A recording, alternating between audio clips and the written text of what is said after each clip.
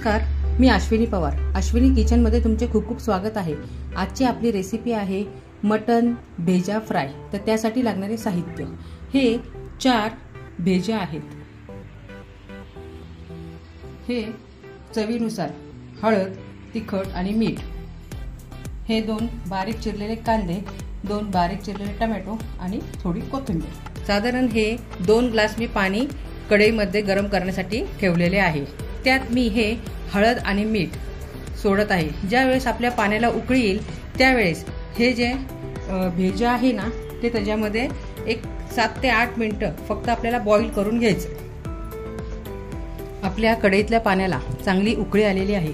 त्यात मी हे भेजे सोडते आणि याला एक 7 ते 8 मिनिटं मी चांगले वाफवून घेते. आपला भेजा पाण्यात चांगला शिजलेला आहे. आता याला मी एका प्लेटमध्ये काढून घेते आणि याचे मीडियम साइज मध्ये पीसेस करते. आपण असे पीसेस करून घ्यायचे. जास्त बारीक नाही करायचे, मीडियम साइज मध्ये करायचे. अशा प्रकारे आपण हे भेजाचे बारीक पीसेस करून घेतलेले आहे. आता आपण याची भाजी करायला घेऊ. कढईमध्ये मी तेल गरम करण्यासाठी ठेवलेले आहे. हे साधारण 2 चमचे तेल आहे. त्यात मी हे आले लसूण पेस्ट सोडते.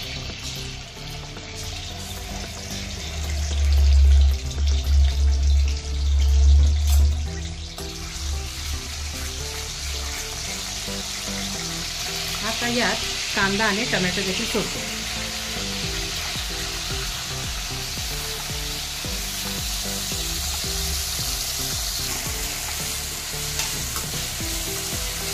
हळद, मीठ आणि लाल तिखट सोडते.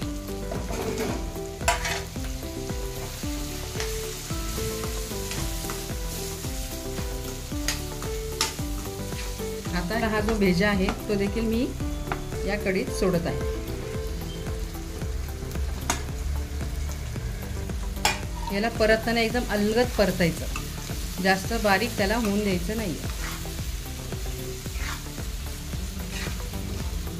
एक 5 मिनिटं आपल्याला